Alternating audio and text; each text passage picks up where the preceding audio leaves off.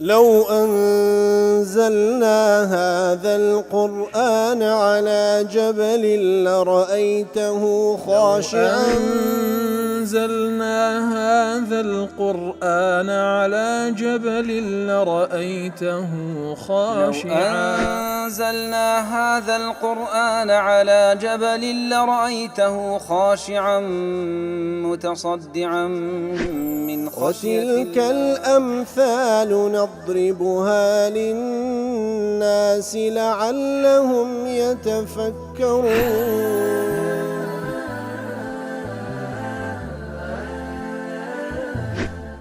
الحمد لله والصلاة والسلام على رسول الله وعلى آله وصحبه ومن والاه. السلام عليكم ورحمة الله. بەڕێزان خۆشحاڵم لەوانەی 1338 لەوانەکانی تەفسیری قورئانی پیرۆز بێمەوە خزمەتتان بەمە بەستی ڕەزامەندی رب العالمین و هیوادارم ئێوەی ئازیزیش سوودی لێ وەربگرن. أعوذ بالله من الشيطان الرجيم. بسم الله الرحمن الرحيم. والذين يصلون ما أمر الله به أن يوصل ويخشون ربهم ويخافون سوء الحساب. بەڵخۆشەویستان و کلێوانی ڕابردوش کەمێک لە خزمەت ئەو ئاتە پیرۆزەدا بووین لە درێژەی صفەتی ئەوانی کەوا ئولی الئەلبابن، ئەوانی کە خاوەن عەقلێکی ڕاست و دروستن، کەوا دوور لەوەی کەوا بە ئەهوا و هارزوو داپۆشرابی، ئەوانە يصلون ما أمر الله به أن يوصل، ئەوانە هەموو ئەو شتانەی ئەو پەیوەندیانەی کە الله تعالی فەرمانی پێکردیە کەوا بەردەوام بی و بگەینرێ سەر، ئەوان دەیگەینە سەر، ئیتر لە حەقی خوای گەورە و هەروها لە حەقی خەڵقی خوای گەورە سبحانه وتعالى. وەکو ابن القیم لە عدة الصابرین دەڵێ فيصلون ما بينهم وبين ربهم، ئیتر ئەوەی لە بینی ئەوان لە بینی پەروەردگاریانە دەیگەینە سەر کە بریتە لە بعبوديته وحده لا شريك له والقيام بطاعته والإنابة إليه والتوكل عليه وحبه وخوفه ورجائه والتوبة إليه. إتر هم أشتاني كوا لبيني بندو لبيني خواي قوري ديجي نسل لو كوا هر أو ده برسم بتاكو تانية جوراليان لبو أوا قرانوان لولاي أوا توكلوا بشت بستانيان بأوا أو باري خوشيستان لو أوا أو باري ترسيان لعذابي أوا أو باري رزان برحمتي أوا توبة وقرانمان لولاي أوا ملكتي وزليلين وان دنيان هلا بو أوا اعتراف كردون دان بيدانانيا بنعمة كان وشكران بجيري لسري هرب أوا هلا بو أوا وهروها اعتراف كردنيا بقناه تاوان كانيان وهروها توبة كردن وقرانوان هلولاي أوا يترفع أمر الله بهذه الأسباب التي بينه وبين عبده أن توصل. يترخوا يقول سبحانه وتعالى فرمان كده بوشيوه علاقة و پەیوەندی بینی بەندە لەگەڵ الله تعالى بەردەوام بی، ئەوانیش بەردەوامن لەسەری. وأمر أن نصل ما بيننا وبين رسوله، وهروها فەرمانی پێکردینە پەیوەندیمان لەگەڵ پێغەمبەرەکە صلی الله عليه وسلم بەو شێوەی بەردەوام بی کە الإيمان به وتصديقه، ئیمانمان پێی هەبی کە رسول الله بەڕاستی بزانین، وتحكيمه في كل شيء، هر أو بكين حاكم لها مشتيشي جيان من، والرضا لحكمه والتسليم له، راضي بين بحكم رسول الله صلى الله عليه وسلم، تسليم بين بحكم رسول الله صلى الله عليه وسلم، وتقديم محبتي على محبة النفس والولد والوالد والناس أجمعين صلوات الله وسلامه عليه. وهروها خوشويستي أو يا رسول الله صلى الله عليه وسلم لسر خوشويستي نفس خومن مالو من دالو من دايكو باب مانو همو خلشي ببيشتر بيخين صلوات الله وسلامه عليه. وأمر أن نصل ما بيننا وبين الوالدين والأقربين، وهروها فرماني كردي بويكوا لبين خومان لبين دايكو باب وخزمو كسمان عيني سلمان بردوام بي وبردوام بيونديمان هبي بتي بتاكا كردن، وهروها لبين خوان لبين خێزان مان بۆی کەوا بەو شوێ کە خوای گەورە لە حەق خۆی لە نێوانمان دانا بەردەوام بین، بۆی کەوا بە حەق خۆمان هەڵبستین، بە واجب خۆمان هەڵبستین، و هەروە بە چاکە لەگەڵیان بجوڵێنەوە، و هەروەها ئەو سیلە و پەیوەندی لە نێوان خۆمان لە نێوان جیرانەکانمان بەو شێوە کە خوای گەورە سوبحانه وتعالى فەرمانی کردێ بەو شێوە بەردەوام بین لە ئەو پەرمڕاعات و ڕەچاوکردنیان و چاکەویستن لە بۆیان، و بە هەموو شێوەیەک لەلایەنی ئێمەوە ئەمین بن لە نەفسیان لە ماڵیان لە عێڕدیان، و هەروەها لە بەینی خۆمان و لە بەینی ڕەفیق و ئەوانەی کەوە لەگەڵمانن چ لە سەفەر چ لە وەزیفە چ لە هەر جێگایەک پێویستە حقوقی بینی خۆمان بەو شێوەی کەوا بە چاکەیە بپارێزین وەکو خی گەورە فەرمایان پێکردێ وأن نصل ما بيننا وبين عموم الناس وهو صلمان لبين خمن لبين خلشي بقشتي هبي بأن نأتي إليهم بما نحب أن يأتوه إلينا بەو شێوەی تەعامل لەگەڵ خەڵکی بکەین کە خی گەورە فەرمان پێکردێ وەکو پێت خۆشە تەعاملت لەگەڵ بکرێ کو پێت خۆش تەعامل لەگەڵ بکرێ بە چاکە پێویستە بەو شێوەی تەعامل لەگەڵ هەموو خەڵقی خوا بکەی فهذا كله مما أمر الله بأن يوصل ئیتر هەموو ئەوانە جێیان دەبیتەوە لەوەی کەوا خی گەورە لە صیفەتی ئەو ئولی الئەلبابانە باسی دەکاتەوە پێویستە هەمومان وابین يصلون ما أمر الله بأن يوصل هەموو ئەو پەیوەندیانێ کە الله تعالى فەرمانی کردیە بەردەوامی لەسەری بەو شێوەیە لە بینی خۆت و خوا لە بینی خۆت و بەندەکانی خوا پێویستە بەردەوام بێ سعدیش دەڵێ وهذا عام في كل ما أمر الله بوصله ئیتر ئەویش هەر بە هەمان شێوە دەڵێ ئەو ئاەتە عامە لە بۆ هەموو ئەو سیلە و پەیوەندیانی کە فەرمانی پێکردیە بەردەوام بی لە بینی خۆت و خوا و لە بینی خۆت و پێغەمبەر صلی الله عليه وسلم و هەروەها ملکەت بوون لە بۆ عیبادەت خی گەورە سوبحانه وتعالى تاعەت و جۆرایی پێغەمبەر صلی الله عليه وسلم و هەروەها سیلەی ڕەحم لەگەڵ دایک و باب و خزم و کەس ويصلون ما بينهم وبين الأزواج والأصحاب وصلة رحم لبيني ما خێزانەکان كان وهروە لبيني أصحاب برایان هاوڵان بەو شێوەی کە خوای گەورە فەرمای پێکردیە ئیبن عاشوریش دەڵێ عینی بە هەمان شێوە ما ئەمر الله بأن يوصل دەفەرمی ئەوەش تەکە و صیفەتەکە با بڵێن گشتگیرە لە هەموو ئەو پەیوەندیانی کە الله تعالى فەرمانی پێکردیە بەو پەڕی چاکەکاری بەو پەڕی خۆشەویستی و هەروەها ئاسیرە و پەیوەندی ئیمان لە نێوان خۆمان و خوا سوبحانه وتعالى ئاسیرە و پەیوەندی خزمەتی لەگەڵ دەوروبەرمان وقد اتفق المفسرون على أنها مراد الله هنا كواتم مفسرين هوي متفقين لسري بتايبتيش صلة رحم بيوستا بردوام بي لسري رس عني دلي ما أمر الله بأن يوصل وصل قرابة رسول الله صلى الله عليه وسلم تفرمي واتا صلة رحمة لقل قرابته آل بيت بيغمبري صلى الله عليه وسلم بردوام بي وهروها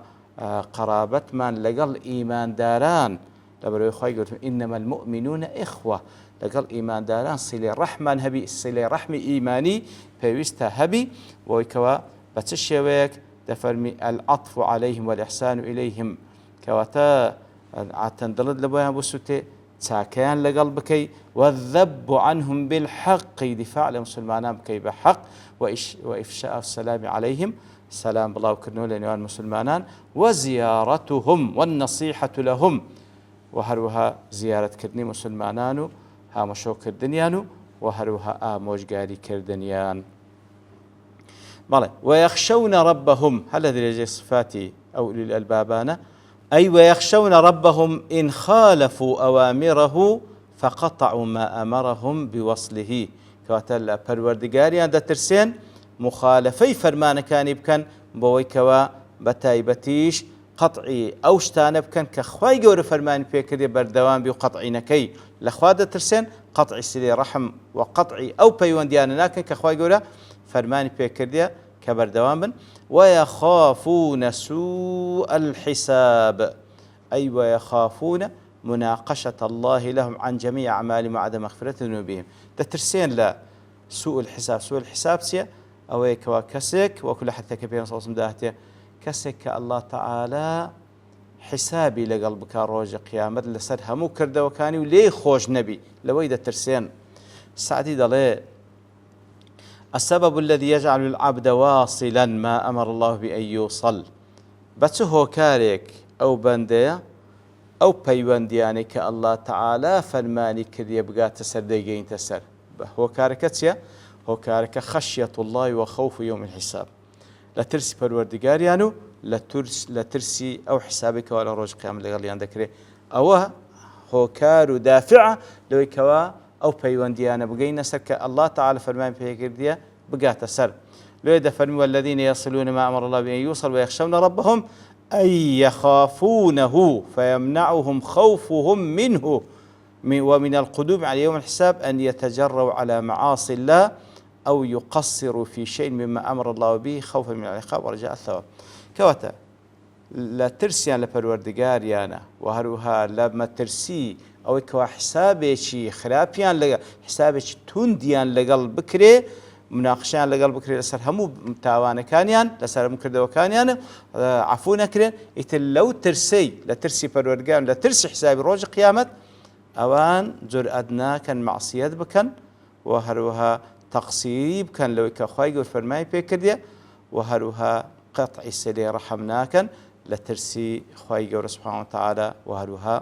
هیوا و ئاواتیان بە ثەوابی خوای گەورە. لعدة الصابرين ابن القيم دار ولا يمكن لأحد قط أن يصل ما أمر الله بوصله إلا بخشيته. هیچ کەسێک ناتوانێت سیلەی ڕەحم یاخود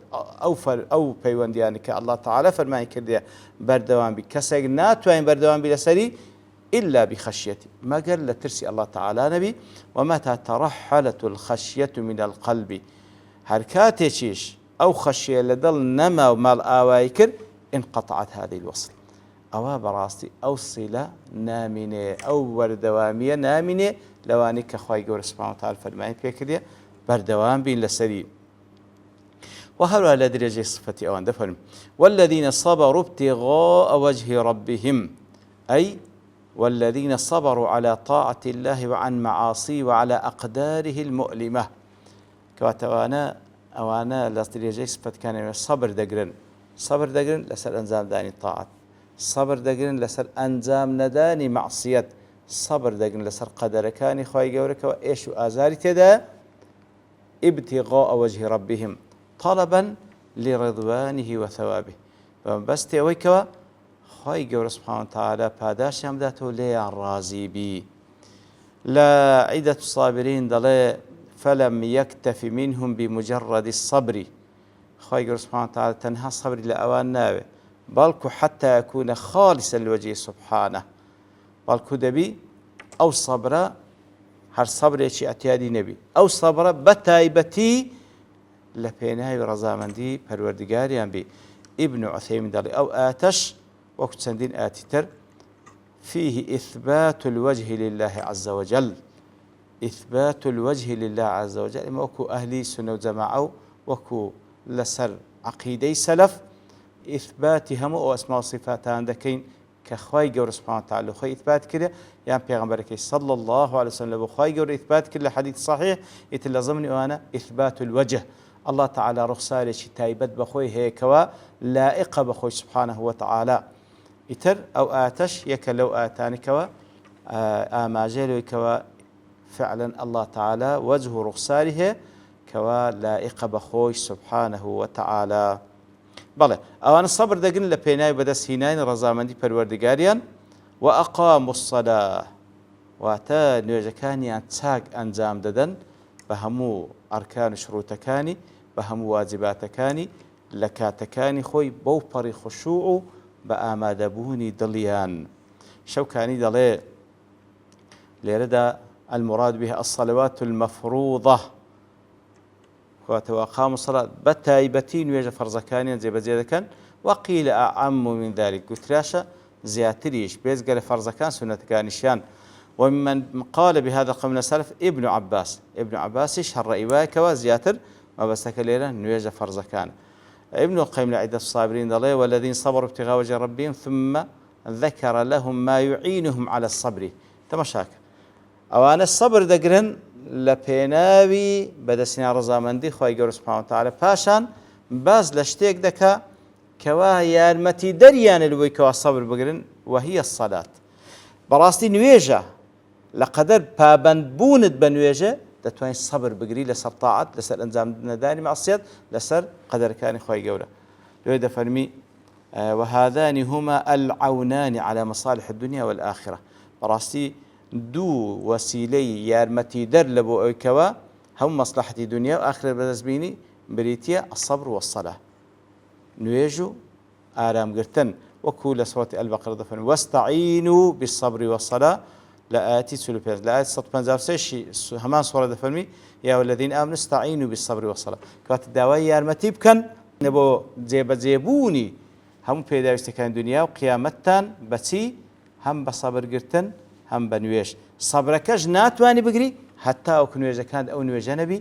کە خوای گەورە دەیەوێ سبحانه وتعالى لدوا يدفر وأنفقوا مما رزقناهم سرا وعلانية هم لدرجة صفتيان أويكوا دبخشن بنهينيو بأشكرا ديارة زانان قسيان لسر أو آياتا زور زياتر ما بەڵام لەبەر تەوابوونی کات دەوەستین بە پشتیوانی الله تعالى وانەی دەهاتوو دەینەوە خزمەتی وصلى الله وسلم على نبينا محمد وعلى آله وصحبه أجمعين وآخر دعوانا الحمد لله رب العالمين. لو أنزلنا هذا القرآن على جبل لرأيته خاشعا أنزلنا هذا القرآن على جبل لرأيته خاشعا أنزلنا هذا القرآن على جبل لرأيته خاشعا متصدعا من خشية وتلك الأمثال نضربها للناس لعلهم يتفكرون